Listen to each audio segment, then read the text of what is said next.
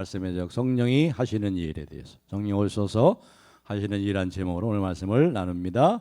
요한복음 16장 찾겠습니다. 요한복음 16장 5절로 15절 말씀, 오늘 우리에게 주시는 말씀 요한복음 16장 5절에서 15절까지를 우리가 한 절씩 교독합니다. 5절 말씀. 지금 내가 나를 보내신 이에게로 가는데 너희 중에서 나더러 어디로 가는지 묻는 자가 없고, 도리어 내가 이 말을 함으로 너희 마음에 근심이 가득하였도다. 그러나 내가 너희에게 실상을 말하노니 내가 떠나가는 것이 너희에게 유익이라. 내가 떠나가지 아니하면 보혜사가 너희에게로 오시지 아니할 것이요 가면 내가 그를 너희에게로 보내리니 그가 와서 죄에 대하여 의에 대하여 심판에 대하여 세상을 책망하시리라. 죄에 대하여라 함은 그들이 나를 믿지 아니하며, 의에 대하여라 함은 내가 아버지께로 가니 너희가 다시 나를 보지 못하미요. 심판에 대하여라 함은 이 세상 임금이 심판을 받았음이라. 내가 아직도 너희에게 이를 것이 많으나 지금은 너희가 감당하지 못하리라. 그러나 진리의 성령이 오시면 그가 너희를 모든 진리 가운데로 인도하시리니 그가 스스로 말하지 않고 오직 들은 것을 말하며 장래일을 너희에게 알리시리라. 그가 내 영광을 나타내리니 내 것을 가지고 너희에게 알리시겠음이라. 다 같이요. 무릇 아버지께 있는 것은 다 내 것이라. 그러므로 내가 말하기를 그가 내 것을 가지고 너희에게 알리시리라 하였노라. 아멘. 예, 지난 시간에 우리가 이 실족하지 아니하게 함이라, 실족하지 하지 않도록 십자가는 우리를 실족시킬 가능성이 너무 많아요. 십자가는 그래요. 치열한 경쟁에서 이겨야만 되는 이 세상에서 십자가는 아주 무력한 거잖아요. 그렇죠? 이게 얼마나 무력한 겁니까? 세상에 십자가가 없어요. 왕관만 있지. 십자가가 얼마나 무기력합니까? 그렇죠? 조롱받고 매맞고 침뱉음을 당하고 질질 끌려가고 무거운 십자가를 짚고 채찍에 맞고 비틀거리고 쓰러지고, 그러다 결국 십자가에 처절하게 처형당하는 이 십자가야말로 그 십자가를 자랑하는 사람들에게 이 십자가는 실족시킬 가능성이 많은 거예요. 그렇죠? 치열하게 경쟁 속에서 이기려는 이 세상에서 얼마나 이 십자가가 무능하게 느껴집니까? 그래, 실족하지 않게 하려 합니다. 실족하지 않게 합니다. 신앙을 실족한다는 것은 뭐예요? 신앙을 포기한단 말이에요. 배교한단 말이에요. 배교. 아예 하나님을 떠나고 믿음을 떠나고 주님을 떠난다는 거예요. 그래서 우리 주님께서 너희로 하여금 실족하지 않도록 우리에게 지금 이것을, 내가 이름은 이것을 말하고 있다, 그리고 너에게 약속하는 것이고 내가 떠나가는 것이 실상은 너에게 유익이라. 내가 떠나가지 아니하면 보혜사가 너희에게 오시지 아니할 것이요 떠나가면 내가 그를, 그 보혜사 성령 파라클레토스, 우리 곁에 계시고 우리 함께 하시고 우리 앞장서시고 우리를 도우시고 우리에게 새 힘을 주시고 우리가 쓰러질 때 일어나 일으키시고 늘 함께 하시는 성령을 보내주겠다 이렇게 약속하신 거죠. 성령께서 성령을 보내주셔서 우리 혼자서는 절대 할 수 없는 것을 성령은 하시라니, 성령 할 수 있도록 우리를 도우시고 우리가 성령으로 도우심 우리에 더 넉넉히 세상을 이길 수 있다. 그러니 실족하지 않도록, 실족하지 말아라, 우리 말씀하는 거죠. 예수님께서 십자가에서 죽으실 때 말이죠, 어떻게 했어요? 기도했어요. 뭐라고 기도했어요? 아버지여 저들을 사하여 주옵소서.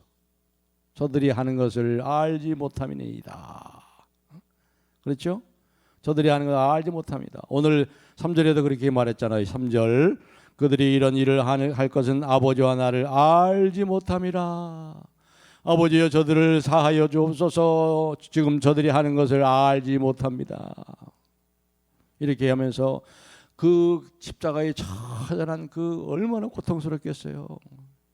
피를 말려 죽이는 이 십자가에 위해서 오히려 예수를 십자가에 못 박고 있는 저들을 위해서 기도하시는 예수님. 그런데 우리 인간이 그렇게 하셨겠어요? 우리 인간이 그렇게 처절하게 십자가에서 죽임을 당하고 비참하게 지금 죽임을 당하고 있는데 그런 기도가 나올 수 있겠어요? 그런데 그런 기도를 한 사람이 있어요. 누구지요? 스데반이잖아요. 스데반이 사도행전 7장 55절에 보시면 성령이 충만하여 하늘을 우러러 주목하여 하나님의 영광과 예수께서 하나님 우편에 서신 것을 보고, 그리고 59절 한번 7장 59절을 우리 화면에 있습니다. 다 같이 한번 읽겠습니다. 시작. 그들이 돌로 스데반을 치니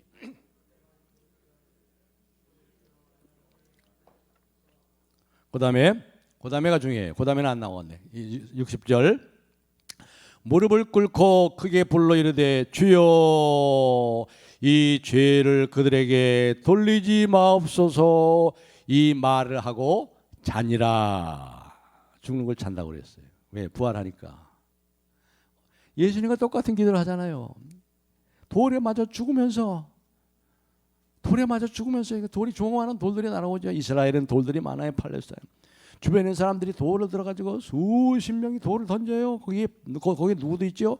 바울도 있어요. 바울도 돌에 맞으면서 얼굴이 천사같이 환하게, 돌에 맞는데 얼굴이 천사같이 환해. 그리고 하늘을 바라보니까 영의 눈이 환하게 열리고 하늘문이 열리고 하나님의 보호자와 그리스도께서 보호자 우편에 서셨어요. 보통 앉아 계신데 섰어. 예수님께서도 이 순교의 장면을 보고 가만히 앉아 있을 수가 없는 거예요. 서서 응원하는 거예요. 스데반을 응원하는 거예요. 스데반아, 네가 지금 승리하고 있다. 본 거죠. 그래서 얼굴이 환하게 천사같이 말하며 뭐라고 그래서 주여 이 죄를 그들에게 돌리지 마옵소서. 이런 능력이 어디서 나와요? 인간에게서 나와요? 성령에서 나와요. 성령이 충만하여 하늘을 우러러 주목했다고 그러죠. 바로 성령께서 우리가 혼자서 인간으로 할 수 없는 그 일, 엄청난 일들을 주님과 함께 주님처럼 할 수 있도록 도우시는 성령님이 보내주신다는 거예요. 그리고 이 시대는 지금 성령의 시대지요. 성령이 지금 운행하고 계시는 거예요. 지금 그리스도의 영이 이 예배 가운데 여러분의 가정에 운행하시는 거예요. 그래서 14장 12절에 이런 말씀을 하잖아요. 14장 12절 한번 보겠습니다. 요한복음 14장 12절 우리 다 같이 한번 읽겠습니다. 14장 12절 시작. 내가 진실로 너희에게 이르노니 나를 믿는 자는 내가 하는 일을 그도 할 것이요 또한 그보다 큰 일도 하리니 이는 내가 아버지께로 감이라. 아버지께로 성령을 보내주심으로 내가 한 일을 너희도 할 수 있고 나보다 더 큰 일을 할 수 있다. 성령을 보내시네요. 성령. 그래서 16장 7절로 돌아오면 내가 너희에게 실상을 말하노니 내가 떠나가는 것이 너희에게 유익이라. 내가 떠나가지 아니하면 보혜사 성령께서 너희에게로 오시지 아니할 것이요 가면 내가 그를 너희에게로 보내리니. 오늘 그래서 이제 이 성령께서 성령이 하시는 일은 두 가지 크게 나눠서 이 세상을 향해서 하시는 일이 있고요. 또 그리스도 안에 성령 받은 우리를 위해서 하시는 일이 있어요. 오늘은 특별히 여기 5절부터 11절까지는 성령께서 이 세상에서 하시는 일에 대해서 주로 말씀을 드리겠습니다. 그리고 다음 시간에는 이제 12절부터 쭉 마지막 16장 마지막까지 그리스도 안에서 성령 받은 사람들을 위해서 성령이 하시는 일이 있고, 오늘은 이제 성령께서 이 세상을 향해 하시는 일에 초점을 맞춰서 먼저 말씀을 드리고 간단하게 우리를 위해서 성령 받은 저와 여러분들을 위해서 성령은 어떤 일을 하시는가 잠깐만 말씀을 드리겠습니다. 그렇습니다. 바로 이게 복음이 여기 있어요. 희소식이 기쁜 소식이 있는 거예요. 성령이 지금 우리 안에 계시는 거예요. 예수님께서 죽으시고 부활하시고 승천하셔서 하늘에 가서 약속대로 성령을 50일 만에 보내주셨잖아요. 부활한 지 50일 만에 오순절 성령이 오셨잖아요. 그 성령이 우리 가운데 계시죠. 성령으로 거듭났죠. 성령이 아니고는 누가 하나님을 아빠 아버지라 부를 수가 없습니다. 성령으로 우리가 삽니다. 성령으로 우리가 참으로 영의 눈이 열리게 됩니다. 성령으로 하나님의 음성을 지금 듣고 있고 성령으로 예배합니다. 지금 성령은 지금 우리 안에 계시는 예수님의 현존이요, 예수님의 임재하는 거예요. 그리스도의 영이에요, 영이. 그러니까 성령님을 통해서 예수님은 지금 우리에게 계속 오시는 거예요. 계속 오고 계시고 계속 임재하시는 겁니다. 그러니까 우리가 결코 예수님의 약속대로 너희를 고아처럼 내가 홀로 있게 하지 않을 것이다. 고아처럼 내버려두지 않을 것이다. 우리가 홀로 있지 않습니다. 사랑하는 성도 여러분, 여러분이 어떤 위기에 있다 할지라도, 어떤 염려와 두려움이 있다 할지라도 여러분 혼자 있지 않아요. 혼자 있지 않아요. 성령님이 함께 하십니다. 성령님이, 이 보증이 바로 성령님이에요. 이 보증이, 우리가 홀로 있지 않다는 보증이 성령님이에요. 바로 예수님께서 우리 제자들을 떠나야 할 이유가 바로 그것입니다. 성령을 보내주셔서 그 성령을 통해 그들과 영원히 함께 계시기 위해서. 예수님 이 땅에서 이 육신의 몸을 입고 있는 동안에는 시간과 공간에 제약을 받잖아요. 그렇죠? 예루살렘에 계신 예수님 어떻게 갈릴리 갈 수 있어요? 예루살렘의 시간과 공간에, 그 시간에 예루살렘에 있죠. 어떻게 그 시간에 예루살렘에 있는 그분이 어떻게 그 시간에 어떻게 거기 갈릴리에 가 있겠어요? 육신을 입고 있기 때문에, 그렇기 때문에 제약을 받을 수밖에 없지요. 한 번에 한 곳에밖에 머무를 수가 없습니다. 그런데 영은 뭐예요? 영은 어떠한 환경과 조건에 상관없이 그분은 언제나 영으로 우리와 함께 계시는 거예요. 그러니까 언제나 어떤 순간에도 24시간 매분 매초마다 우리가 주님과 교제할 수 있고 주님이 우리와 함께 하시는 거예요. 우리 떠나지 않습니다. 만나고 헤어져야 하는 일이 우리 주님과 우리 사이에는 없어요. 인생은 만나고 헤어지죠. 사랑하는 사람과 이별해요. 그런다 우리 주님과는 절대로 이별이 없어요. 만나고 헤어지는 일이 어디 있어요. 그리스도의 영이 영원히 우리와 함께 계시는데. 그렇습니다. 이 성령의 오심을 통해서 예수님은 언제나 어디서나 우리와 함께 계실 수 있게 된 것입니다. 그러니까 예수님과 우리와 이제 헤어지거나 그리고 떨어져야 될 장소와 시간은 이 세상에는 없어요. 할렐루야. 얼마나 좋습니까? 그래서 다시 한번 7절, 오늘 7절 2절 말씀이니까 7절을 우리 다 같이 한번 같이 읽겠습니다. 7절 시작. 그러나 내가 너희에게 실상을 말하노니 내가 떠나가는 것이 너희에게 유익이라. 내가 떠나가지 아니하면 보혜사가 너희에게로 오시지 아니할 것이요 가면 내가 그를 너희에게로 보내리니. 그랬습니다.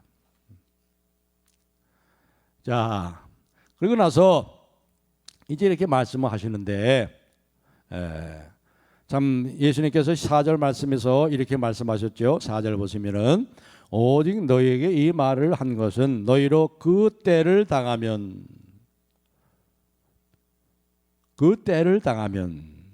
내가 너희에게 말한 이것을 어떻게 해요? 기억나게 하려 하며 처음부터 이 말을 하지 아니한 것은 내가 너희와 함께 있었음이라. 기억나게 하려 한다.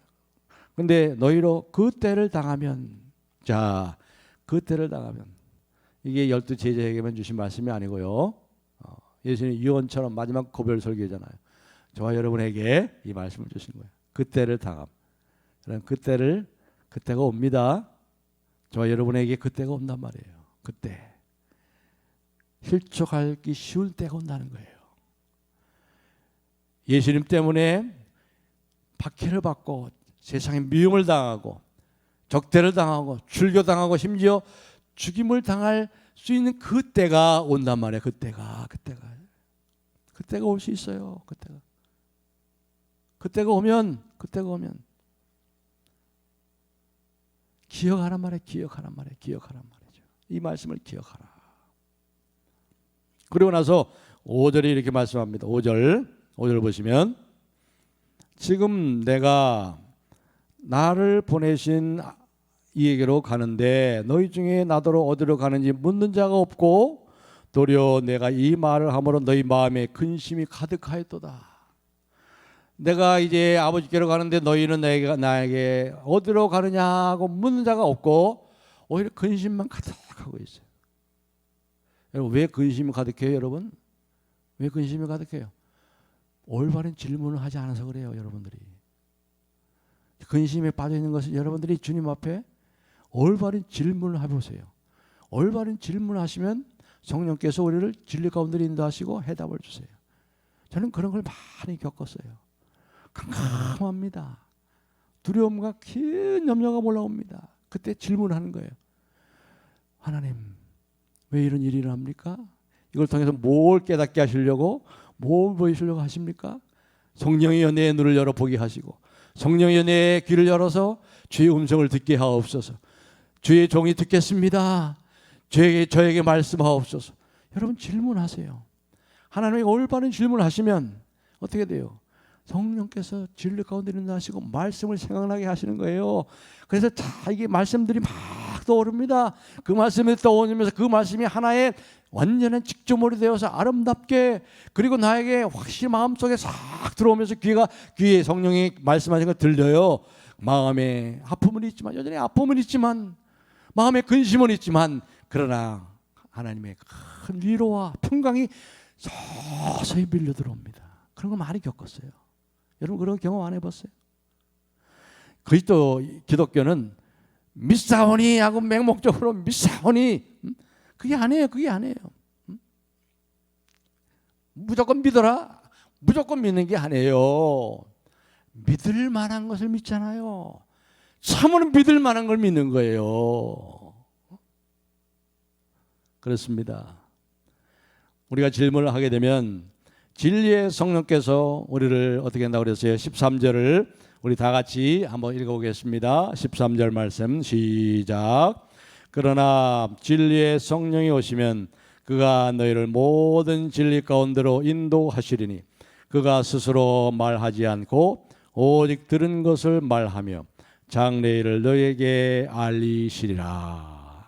들은 것을, 우리가 지금까지 들었던 말씀들, 기억했던 말씀들을 생각나게 하시고, 장래일을, 이 일이 어떻게 될 것인가, 지금 우리를 캄캄하게 하고 우리를 두렵게 하는 이 일이 어떻게 될 것인가 하는 것을 알려주시리라. 그러니까 염려와 두려움이 활개치는 이 세상에서 성령께서 장래일 앞으로 어떻게 될 것인지 알게 해주시고, 그래서 우리가 두려움을 극복할 수 있도록 성령께서 우리를 모든 진리 가운데로 인도하시는 거예요. 그러면서 14절에 이렇게 말씀하죠. 14절 보시면 그가 내 영광을 나타내리니 내가 이것을 내 것을 가지고 너희에게 알리겠습니다. 주님의 영광은 뭐예요? 주님의 영광, 나의 기쁨이 너희 안에 있어 너희 기쁨을 충만하게 하려 함이라. 내가 너에게 평안을 주노니 곧 나의 평안을 너희에게 주노라. 내가 주는 것은 세상이 주는 것 같지 아니하니. 이 주님의 영광을 나타내신다는 거예요. 우리가 이렇게 기쁨으로 회복되고 주님이 주시는 평안으로 회복되는 보혜사 성령, 이렇게 말씀하시면서 이제 예수님께서 얘들아, 너희를 실족케 하고 너희를 두렵게 하고 지금 근심케 하는 이 세상, 너희를 박대하고 미워하는 이 세상에 대해서 내가 그 세상의 정체를 드러낼 텐데 걱정할 이 세상에 걱정할 일이 아니야. 내가 너희를 지금 미워하고 너희를 적대하고 너희를 두렵게 하는 이 세상의 정체를 내가 이제 드러낼 거야. 드러나기 시작합니다. 이제 8절부터 드러내는 거예요. 이 세상에 대해서 성령께서 어떤 일을 하는가, 이 세상이 어떤가 하는 것을 성령께서 드러내신단 말이죠. 보세요. 여기 8절 보십시다. 8절 다 같이 한번 읽어봅시다. 8절 시작. 그가 와서 죄에 대하여 의에 대하여 심판에 대하여 세상을 책망하시리라. 성령이 하시는 것은 뭐예요? 세상을 책망하신대요. 책망하신다는 말은 뭐냐면요, 책망하신다는 것은 그 세상의 정체를 드러내고 그 세상의 실상을 보여주고, 그리고 이 세상에서 세상으로 하여금 회개하고 돌아오도록 하는 것을 말하는 거예요. 이게 성령이 지금 세상을 향해 하시는 거예요. 이 세상을 바라볼 때 세상을 우리가 참으로 영의 눈을 뜨고 똑바로 바라보고 정말 세상을 이 보는 하나님의 눈을 가지고 바라볼 때 우리 속에 세상을 향한 정당한 실망이 일어날 수밖에 없는, 세상은 정말 소망이 없구나. 세상을 바라볼 때 세상을 향해서는 정당한 절망이 일어날 수밖에 없도록 성령께서 세상의 정체를 드러내신다는 거예요. 그렇습니다. 그리스도를 미워하고 그리스도를 따르는 저와 여러분들을 박해하는 이 세상의 실상을 폭로하고 다 드러내시는 거예요. 그래서 이 세상을 볼 때 절망할 수밖에 없구나. 정당한 절망을 불러일으킬 수밖에 없는, 그렇게 할 수밖에 없도록 하신다는 거예요. 그래요, 여러분. 지금 세상에 일어나는 걸 보면 어떠세요? 소망이 없죠? 소망이 없어요. 소망이 없어요. 소망이 없어요. 대통령 경선한다고 보세요. 소망이 없어요. 그 중에 한 사람이 대통령 될 거예요. 소망이 없어요. 누가 대통령 돼도 소망이 없어요. 조금 차이가 나겠지. 좀 덜 고생하겠지. 소망이 없어요. 미국이 하는 거 보세요. 소망이 있어요. 아프간 사태를 보세요. 20년 동안 한 10년만 더 있었으면 괜찮을 건데, 어느 그 국무장관, 옛날에 국무장관이 그러잖아요. 물론 뭐 그런 얘기 할 건 없고, 아무튼 이 세상은 정말 소망이 없구나 하고 우리 주님이 이 세상의 정체를 드러내는 거예요. 세상을 책망한단 말이에요. 사람을 보고 세상을 볼 때 만족함이 없었네. 나의 하나님 구분을 볼 때 나는 만족하였네. 그렇습니다. 사람을 보고 세상을 볼 땐 정당한 절망이 일어날 수밖에 없어요. 소망의 하나님을 바라볼 때 소망이라는 거죠. 이 세상을 어떻게 책망합니까? 세 가지로 책망해요. 세 가지로 그 정체를 드러내요. 첫째로 여기 8절에 보시면 8절 9절입니다. 9절 다 같이 읽겠습니다. 시작. 죄에 대하여라 함은 그들이 나를 믿지 아니하며, 세 가지로 얘기해요. 죄에 대하여, 의에 대하여, 심판에 대하여 세상을 책망하고 세상의 정체를 드러내는데, 첫째가 뭐예요? 죄에 대하여라 하면 그들이 나를 믿지 아니하며란 말이에요. 나를 믿지 않으면 이게 무슨 말이에요? 죄에 대하여 하면 죄에 대하여 책망하시는데 그들이 이 나를 믿지 아니하며, 이 사람 말이 무슨 말이에요?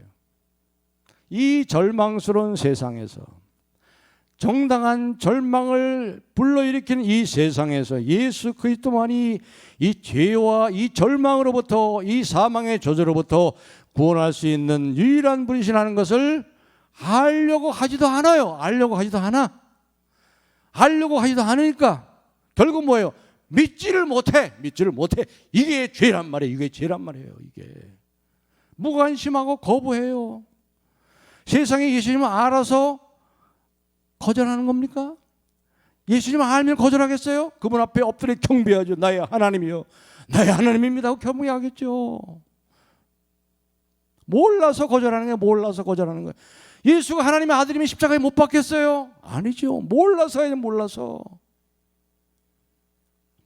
거절하고 몰라서 믿지 않는 거예요.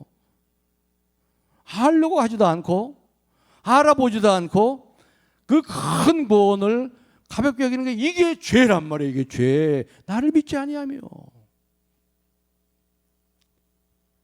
모르면서 거절하는 게 얼마나 큰 죄입니까? 이것이 세상의 죄악이라는 거예요. 그래서 여러분, 지옥도요, 하나님이 지옥으로 보내는 게 아니에요.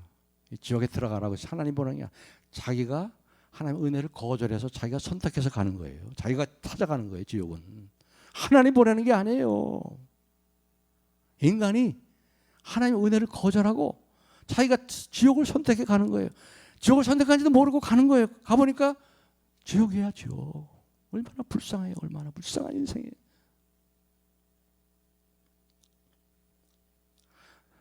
성령께서 세상에 대해서 세상에 하는 모든 일에 대해서 그릇되고 잘못됐음을 폭로하시니까 세상에 대해서 좌절하고 정당한 실망을 가지고 절망하지 않아서 예수를 믿지 않는 것이 아니라 대다수의 사람들이 지금도 어떻게 하고 있어요? 대다수의 사람들이 지금 정신줄을 놓고 세상을 쫓아가고 있잖아요. 예수에 대해서 알아볼 생각도 안 해.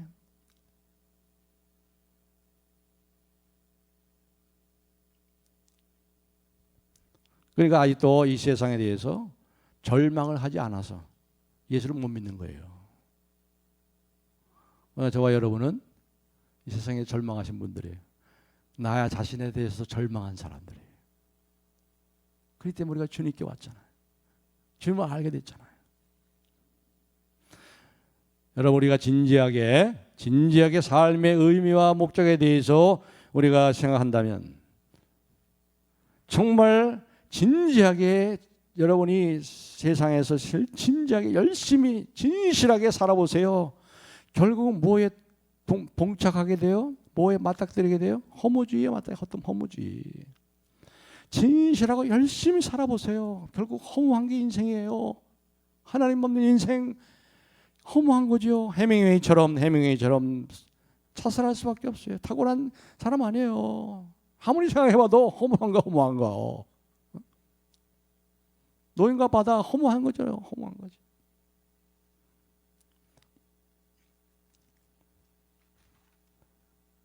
이것이 죄라는 거예요. 이것이 죄에 대해서. 나를 믿지 아니하며 알려고 하지 않으니까 믿지를 못해. 이 큰 구원, 세상에 대해서 절망을 해야 되는데 아직도 절망하고 정신줄 놓고 쫓아오고 있어요. 세상을 쫓아오고 있어요. 그리고 두 번째는 뭡니까? 두 번째는 의에 대하여라 하면 10절 한번 읽겠습니다. 10절 다 같이 시작. 의에 대하여라 하면 내가 아버지께로 가니 너희가 다시 나를 보지 못하며 의에 대하여라 하면 내가 아버지께로 가니. 이게 무슨 말이에요? 내가 아버지께로 가니. 여러분, 예수님께서 아버지께로 가려면 어떤 과정을 통과해야 되죠? 사명을 완성해야죠. 사명을. 어떤 사명? 십자가에 죽는 거. 온 인류의 구원을 위해서 대신 죄값을 치르기 위해서 죽으셔야 돼요. 그리고 죽어만 갖고 안 돼. 어떻게 해야 돼요? 부활해야지. 부활해가지. 죽어서 어떻게 가? 하나님은 산자야 하나님이신데, 살아계신 하나님인데 죽어서 못 가요. 예수님은 죽어서 십자가에 죽음만 가지고 안 돼. 어떻게 돼야죠? 부활해야 되는 거. 부활해. 그러니까 결국 예수님께서 죽으시고 부활하셨다는 것은 뭘 말합니까?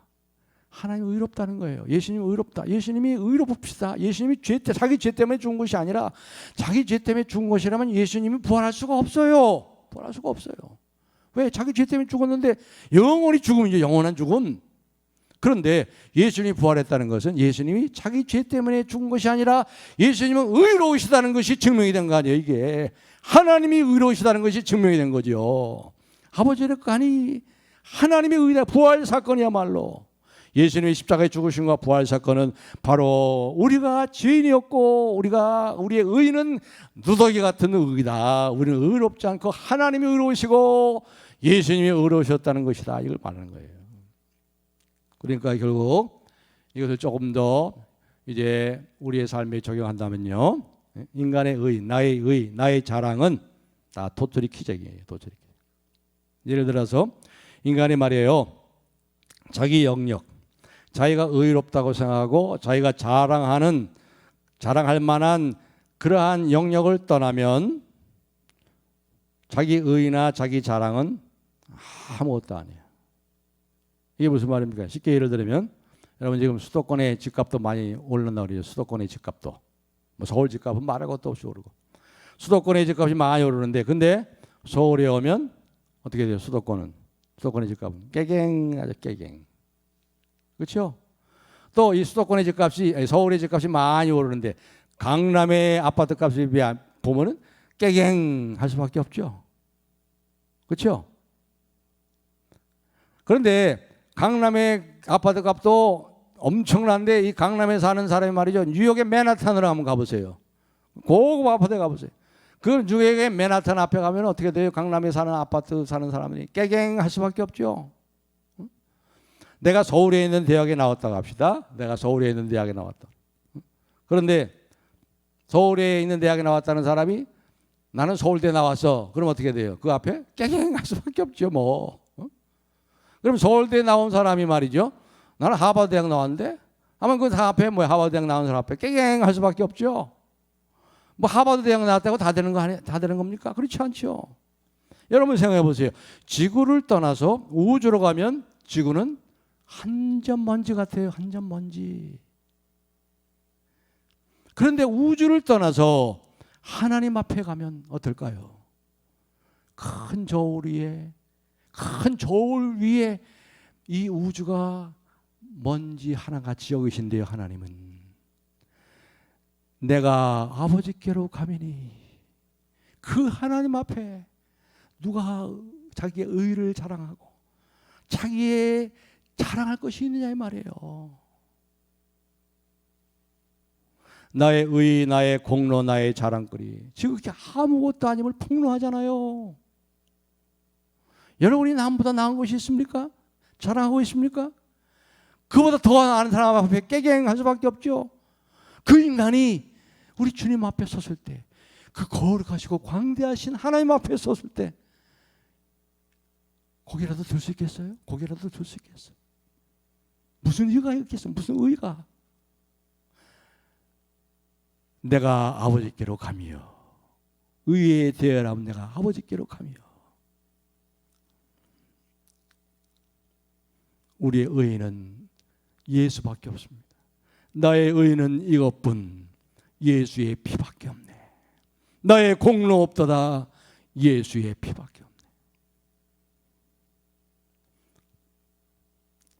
자기 의로 자기 자랑으로 살려가는 이 세상이 얼마나 어리석은 것을 폭로하시잖아요. 그래서 세상에 대한 정당한 실망과 정당한 절망을 일으키시고 예수님을 향해서 깊은 존경과 신뢰와 사랑을 일으키시는 분이 성령님이 하시는 일이란 말이에요. 그리고 이제 끝으로 세 번째로 이제 심판에 대해서 얘기죠. 심판에 대해서 이렇게 말씀합니다. 11절 읽겠습니다. 11절 시작. 심판에 대하여라 하면 이 세상 임금이 심판을 받았음이니라. 이 말에 뭐 설명 안 해도 많이 안 해도 여러분이 잘 이해하실 거예요. 이 세상 임금이 심판을 받았다. 심판에 대하여라 하면 이 세상 임금이 심판을 받았다. 이 세상 임금이 누구요? 사단마귀잖아요. 사단마귀. 거짓의 아비. 이 사단마귀가 지금 무슨 몽둥이를 가지고 남의 땅에 와서 하나님의 땅에 와서 자기 땅이라고 하면서 지금 쿠데타를 일으켜갖고 몽둥이를 휘두르고 있어요. 지금 악과 고난과 질병이라는 몽둥이를 가지고 지금 사단마귀가 이 세상의 임금처럼 말이죠. 그렇게 보이고 있죠. 그런 것처럼 보이죠. 예수님이 왜 오셨어요? 마귀의 일을 멸하려 하심이라. 악과 고난과 질병을 끝내시기 위해서. 악과 고난과 질병을 끝내시는 거예요. 천국에는 하나님 나라는 악이 조금도 없어요. 고난이 조금도 없어요. 샬롬, 지극한 평강. 질병, 코로나 팬데믹 거기 없어요. 거기 병원도 없고 약국도 없어요. 그건 의사도 필요 없어요. 그 모든 악과 고난과 질병의 원인이 되는 죄의 문제를 해결하고 죄를 대속하시고 그 죄를 위해서 자기 생명으로 값을 치르시고 그래서 죄와 사망의 저주로부터 우리를 구원해 주셨잖아요. 그래서 예수님 십자가에 죽으심으로 죽임을 죽이셨잖아요. 사단 마귀의 머리를 깨부셨잖아요. 심판하셨잖아요. 이미 2000년 전에 십자가에서 심판하셨잖아요. 그렇기 때문에 이것을 모르고 지금도 정신줄 놓고 세상을 쫓아가는 사람들은 힘과 권력으로 세상을 지배하는 것처럼 보이는 이 지배자들, 그 머리, 그 두목, 우두머리가 되는 사단 마귀가 심판을 받았어요. 심판을 받았어요. 그런데 이것을 모르고 말이죠. 이걸 모르고 지금도 이 세상 임금의 심판을 받은 건 모르고 알려고 하지도 않고 이 세상의 권력에 대해서 절망하지도 않고 여전히 권력을 지금 추구하는 사람들이 얼마나 많아요. 권력에 이 대통령병에 걸린 사람들이 얼마나 많은지 모르겠어요. 이거 참 대통령병이뿐만 아니라 권력의 병 뭐 요즘 또 뭐 34살 먹은 그 어떤 여자가 또 뭐 또 하는데 뭐 공익신고자래나 그 사람도 그렇고 이 사람들이 말이죠. 보니까 이 권력에 참 이 중독이 돼 버렸어요. 이 권력 그래서 말이죠. 어떻게 하고 있어요 지금? 권력 힘과 권력으로 세상을 지배하는 것처럼 보이는 이 권력자들에게 줄 서가지고 뭐 한 자리 하려고 권력을 차지하는 자들이 이미 심판을 받았어요. 심판을 받았어요. 하나님께서는 권력을 하나님 주시는 거잖아요. 로마서에 모든 권력은 다 위로부터 하나님이 주시는 건데 이 권력을 하나님이 주실 때에는 그 권력을 가지고 섬기고 겸손하게 사랑으로 섬기고 예수님처럼 권력을 다 쓰지 않고 백성들을 위해서 쓰라고 그랬는데 이 권력의 속성이 안 그래. 돈하고 똑같아. 악해지게 돼 있어요. 권력은 악해지게 돼 있어요. 그래서 권력은 악이야. 이게 악. 돈도 악이고요. 우리가 지혜서 통해서 배웠잖아요. 지혜서 통해서. 돈은 악이에요. 돈은 잘 쓰면 선하고 잘못 쓰면 악한 것이 아니라 돈은 악한 거예요. 그 속성이. 마찬가지로 권력도 속성이 악한 거예요. 악한 거예요. 그래서 모든 권력은 모두 부패하고 권력은 절대로 부패하는 거예요. 하나님이 그렇게 권력을 주셨는데도 그렇게 한 것이 안 한 것이 어디 있어요? 없잖아요.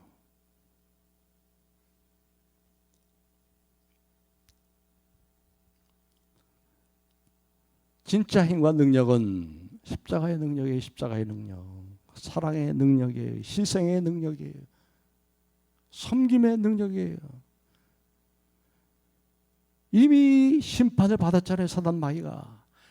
그거 권력을 지금 정신줄 놓고 쫓아가는 사람도 심판 받았어요. 그 사람들도. 대통령이 되면 다 될 것 같고 이 정권을 놓치면 안 되고 정권을 재창출해야 되고 정권을 뺏어야 되고 아무리 그래 보세요. 마지막 심판 때 영원한 불못으로 던짐받을 수밖에 없습니다.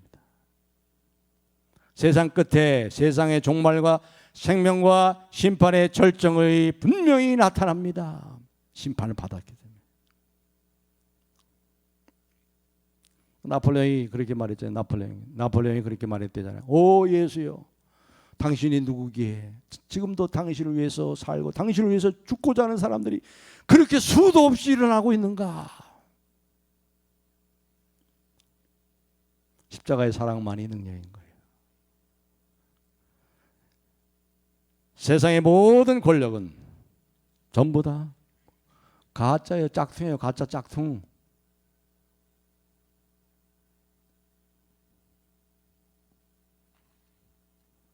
이제 말씀을 정리하겠습니다.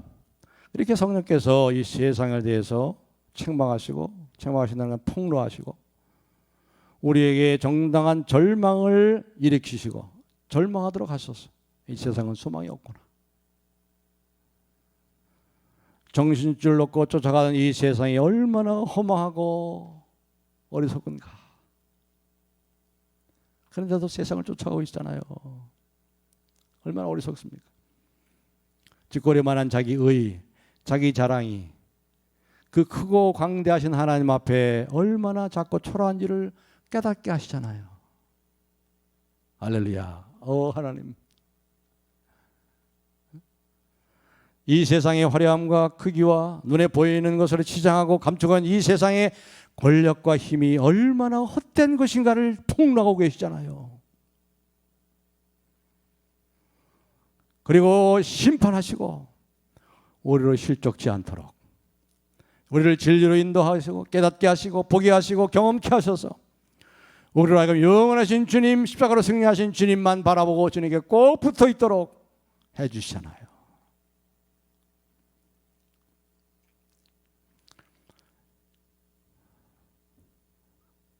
그래서 보시면 우리는 어떤 자입니까?